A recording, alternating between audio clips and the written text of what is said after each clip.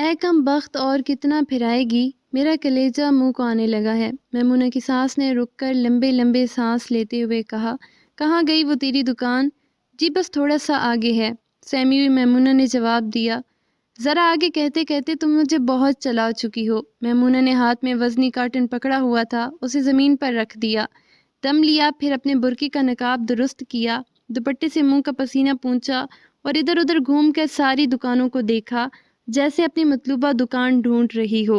اگرچہ اس کو اچھی طرح معلوم تھا کہ جس دکان سے اس کی امی نے یہ ڈنر سیٹ خریدا تھا وہ اس نکڑ سے اندر جا کر گلی میں بہت بڑی دکان تھی، مگر وہ اسے ڈھونڈنے میں دانستہ تاخیر کر رہی تھی۔ وہ ڈرتی تھی کہ جانے اس دکان کے اندر جانے کے بعد اس کی قسمت کا کیا فیصلہ ہو۔ 2 مہینے پہلے میمونہ کی شادی ہوئی تھی۔ اس کا باپ ایک کالج میں پروفیسر تھا، 6 بہن بھائی تھے، میمونہ سب سے بڑی تھی۔ ماں نے اپنی حیثیت کے مطابق جہیز میں ضرورت کی ہر چیز دی تھی۔ جب شادی طے ہو چکی تو میمونہ کی ساس نے مختلف طریقے سے پیغامات بھیجنا شروع کیے اور اپنے مطالبات کو زبان دینا شروع کی۔ امپورٹڈ گرم سوٹ اور رولکس کی گھڑی، پھر imported T V, imported refrigerator مانگا۔ یہ تو اس نے خود سے صاف صاف کہہ دیا تھا کہ کراکری اور ڈنر سیٹ بھی امپورٹڈ ہونا چاہیے۔ میمونہ کی ساس نچلے متوسط طبقے سے تعلق رکھتی تھی۔ اس کا بیٹا CSS کر کے اچھی ملازمت میں آ گیا تھا، لہٰذا وہ اپنا معیار زندگی اونچا کرنا چاہتی تھی۔ اس کا یہی ایک اکلوتا بیٹا تھا۔ میمونہ کے والد اب ریٹائر ہونے والے تھے، پھر بھی اس کی سلیقہ شار ماں نے کوشش کی کہ بیٹی کی ساس کی ہر فرمائش پوری کرتی چلی جائے۔ اتفاق سے جب ڈنر سیٹ خریدنے آئے تو اس کے پاس امپورٹڈ ڈنر سیٹ خریدنے کے پیسے نہیں بچے۔ امپورٹڈ ڈنر سیٹ 1 لاکھ سے شروع ہو کر 5 لاکھ تک جاتے تھے۔ دکان پوچھتی ہوئی وہ اس گلی کی دکان پر پہنچ گئی۔ باہر لکھا تھا جاپانی کراکری سٹور۔ اندر گئی تو امپورٹڈ جاپانی اور چینی برتنوں کے علاوہ پاکستانی ڈنر سیٹ بھی پڑے ہوئے تھے جن کی قیمتیں مناسب تھی۔ برتن دیکھنے کے بعد اس کو سوچ میں مگن دیکھ کر دکاندار نے پوچھا، آپ کا مسئلہ کیا ہے؟ حیران ہو کر اس نے دکاندار کی طرف دیکھا۔ 50-60 کے درمیان اس کی عمر تھی اور کاروباری انداز سے وہ ایک ایک چیز دکھا رہا تھا۔ میمونہ بھی ماں کے ساتھ تھی۔ ماں کو خاموش دیکھ کر وہ بولی، امپورٹڈ ڈنر سیٹ تو بہت مہنگے ہیں، ہم خرید نہیں سکتے۔ کیا آپ ہمیں کوئی ایسا پاکستانی سیٹ دکھا سکتے ہیں جو دکھنے میں بالکل امپورٹڈ لگتا ہو؟ دکاندار مسکرایا، بی بی آپ نے پہلے کیوں نہیں بتایا، ہم تو روزانہ یہی کام کرتے ہیں۔ اس نے بند الماری کھولی اور بولا، آئیں بہن جی آپ دیکھ لیں۔ اس الماری میں 3-4 پاکستانی ڈنر سیٹ رکھے ہوئے تھے اور وہ ان جاپانی سیٹوں کے ہو بہو نقل تھے جو 2 لاکھ روپے مالیت کے تھے اور انہوں نے باہر شوکیس میں دیکھے تھے۔ میمونہ نے جلدی سے پلیٹ ہاتھ میں لی اور اس کو الٹ پلٹ کر دیکھا، پیچھے کچھ بھی نہیں لکھا ہوا تھا۔ دکاندار تحمل سے بولا، لوگ فرمائش کرتے ہیں کہ پاکستانی ڈنر سیٹ کے پیچھے پاکستان نہ لکھوایا جائے، لیکن معیار میں یہ بالکل جاپانی سیٹ کے برابر کے ہیں، بے شک ساتھ ساتھ رکھ کر دیکھ لیں۔ وہ باہر سے جاپانی ڈنر سیٹ کی پلیٹ اٹھا کر لایا اور دونوں برابر برابر رکھ دی۔ واقعی بالکل ایک سا ڈیزائن تھا، ذرا بھی اصلی اور نکلی میں فرق نہیں لگ رہا تھا۔ میمونہ نے MA کیا ہوا تھا، سمجھدار تھی، پورا سیٹ اٹھا کر ایک ایک چیز پر غور کر رہی تھی۔ پھر ماں سے بولی، امی جی یہ ٹھیک ہے؟ ہاں ہے تو ٹھیک، ماں سوچتے ہوئے بولی، مگر پتہ نہیں اس کی قیمت کیا ہوگی۔ دکاندار بولا، آپ کے پاس کتنی گنجائش ہے؟ میں ویسا سیٹ آپ کو دکھا دوں گا۔ نہیں نہیں، سیٹ یہی مناسب ہے، قیمت بتا دیں پلیز، میمونہ بولی۔ پورے مکمل سیٹ کی قیمت تو 50,000 روپے ہے، اگر اس میں سے کچھ پیس کم کر دیے جائیں تو قیمت اور بھی کم ہو جائے گی۔ 50,000؟ اس کی ماں حیرت سے بولی، آپ فیصلہ کریں، میں کچھ اور کم کر دوں گا۔ آپ تو دیکھ چکے ہیں جاپانی سیٹ 2 لاکھ روپے کا تھا، اگر ہم کچھ پیسے کم کروائے بغیر لیں تو آپ کتنی رعایت دیں گے؟ میں آپ کو 45,000 میں دوں گا، دکاندار نے جواب دیا۔ ٹھیک ہے، ہم گھر جا کر فیصلہ کر لیتے ہیں، میمونہ کی امی نے کہا۔ نہیں بہن نہیں، ابھی فیصلہ کریں، چیزیں پڑی نہیں رہتی، بک جاتی ہیں، یہ تو بالکل امپورٹڈ لگتا ہے اور اب یہ آخری سیٹ رہ گیا ہے، اس کی بہت مانگ ہے، آپ لے جائیں، پیسے کل دے جانا۔ چنانچہ تھوڑی سی بحث کے بعد انہوں نے یہ سیٹ خرید لیا اور گھر آ گئی۔ پچھلے ماہ میمونہ کی ساس نے کچھ مہمانوں کو مدعو کیا تھا اور میمونہ سے کہا کہ وہ اپنی شادی کے دن کے ہر برتن کو اس نے الٹ پلٹ کر دیکھا اور گھور کر پوچھا، کیا یہ امپورٹڈ ہے؟ میمونہ نے ہولے سے کہا، جی ہاں۔ وہ چمک کر بولی، اس پر تو کچھ لکھا ہوا نہیں۔ میمونہ نے ہلکی آواز میں کہا، دکاندار نے ہم سے یہی کہا تھا کہ جاپانی سیٹ ہے اور ہم نے خرید لیا، اور تم نے الٹ کر دیکھا ہی نہیں؟ جی نہیں، اتنی بے وقوف ہے تمہاری ماں اور تم۔ میمونہ چپ کر گئی۔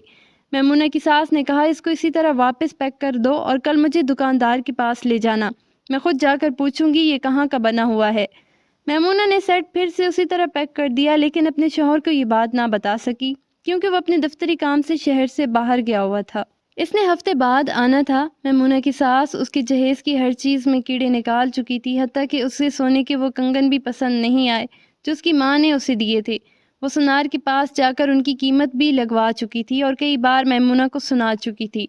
میمونہ کی چھوٹی 3 بہنیں تھیں، گھر بیٹھی ہوئی تھی، اس لیے وہ ایسی جلی کٹی سن کر ہمیشہ خاموش رہتی۔ آج اب اس کی ساس نے رکشہ منگوا کر اسے ڈنر سیٹ لے کر بازار چلنے کو کہا تو وہ انکار یا احتجاج نہ کر سکی اور ساتھ چل پڑی۔ اس نے دکان ڈھونڈنے میں کافی دیر لگائی، تاہم اسے دکان ڈھونڈنا ہی پڑی۔ بامشکل اتنا بھاری ڈبہ اٹھا کر جب وہ اندر داخل ہوئی تو کاؤنٹر پر ایک جوان لڑکا بیٹھا تھا۔ وہ گھبرا گئی، آگے آ کر بولی وہ جو بزرگ یہاں بیٹھے تھے کہاں ہیں؟ لڑکا کھڑا ہو گیا، بولا وہ میرے والد ہیں، نماز پڑھنے گئے ہیں، ابھی آ جائیں گے۔ فرمائے میں کیا خدمت کر سکتا ہوں؟ نہیں، ہم ان کا انتظار کر لیں گے۔ اس کی ساس ایک سٹول پر بیٹھ گئی اور ہانپنے لگی۔ میمونہ ادھر ادھر دیکھ کر بیٹھنے کی جگہ ڈھونڈ رہی تھی کہ دکاندار آ گیا۔ میمونہ نے اپنی آنکھوں میں نصیب کا سارا دکھ بھر کے اس کو دیکھا اور دیکھتی ہی رہی۔ وہ بھی حیران ہو کر برقع پوش لڑکی کو دیکھنے لگا، پھر سٹول پر بیٹھی اس کی ساس کو دیکھ کر آگے آ گیا۔ جی فرمائیے۔ ساس کے پاس آ کر بولا۔ اب میمونہ ڈبہ آگے کر کے بولی یہ دونوں سیٹ ہم نے آپ کی ہی۔ ابھی اتنا ہی کہنا تھا کہ اس کی سانس اکھڑ گئی اور کرات لہجے میں بولی کیا یہ ڈنر سیٹ امپورٹڈ ہے؟ بس اتنا بتا دیں۔ دکاندار نے پہلے میمونہ کی طرف دیکھا، اس کی آنکھوں میں نمی تھی اور نمی میں ایک التجا تحریر تھی، یوں لگتا تھا کہ ابھی روئی کہ روئی۔ دکاندار نے کہا میں دیکھے بغیر کیسے کہہ سکتا ہوں، ڈبہ آپ کے آگے پڑا ہوا ہے، کھول کر دیکھ لیجئے۔ دکاندار ڈبہ کھولنے لگا، اس کا بیٹا بھی آگے اس کا ہاتھ بٹانے لگا، پھر اس نے 2-4 پلیٹیں نکال لی اور الٹ پلٹ کر دیکھتا رہا۔ ایک نظر اس نے میمونہ پر ڈالی، اس کے چہرے پر عجیب بےچارگی تھی۔ میمونہ منہ سے کچھ کہہ نہ سکی، بس آنکھوں کی آنکھوں میں اپنی بے بسی کا اظہار کر رہی تھی۔ بی بی آپ اس کی رسید لائی ہیں؟ اس نے براہ راست میمونہ سے پوچھا۔ جی نہیں، پتہ نہیں، اب رسید ہوگی یا گم ہو چکی ہے، میری شادی کو 2 مہینے ہو گئے ہیں۔ دکاندار کی سمجھ میں ساری بات آ گئی۔ ارے رسید سے کیا مطلب، آپ دکاندار ہیں، آپ نے سیٹ بیچا ہے، آپ کو معلوم ہونا چاہیے یہ پاکستانی ہے یا امپورٹڈ۔ ساس سخت لہجے میں بولی جی میرا خیال تھا یہ شاید واپس لٹانے کو لائی ہیں۔ ٹھیک ہے پہلے بتاؤ یہ جاپانی سیٹ ہے؟ دکاندار ذرا سا مسکرایا۔ میمونہ کی سانس حلق میں پھنسنے لگی۔ وہ بولا محترمہ یہ امپورٹڈ ڈنر سیٹ ہے، ہم براہ راست جاپان سے کراکری منگواتے ہیں، چونکہ پاکستان میں آئے دن امپورٹ ایکسپورٹ کے قانون بدلتے رہتے ہیں، اس لیے ہم انہیں ہدایت دیتے ہیں کہ کچھ برتنوں پر میڈ ان جاپان نہ لکھا جائے، اس سے ہمیں فائدہ ہو جاتا ہے۔ اچھا، اس کی ساس غصے سے چمک کر بولی اچھا بتاؤ تم نے کتنے کا دیا تھا؟ 1 لاکھ روپے کا، اس کے منہ سے اچانک نکل گیا۔ میمونہ کا رنگ فک ہو گیا۔ اس کی ساس اسی لہجے میں بولی ہمیں یہ پسند نہیں آیا، استعمال بھی نہیں ہوا، یہ واپس لو اور ہمیں رقم لوٹا دو۔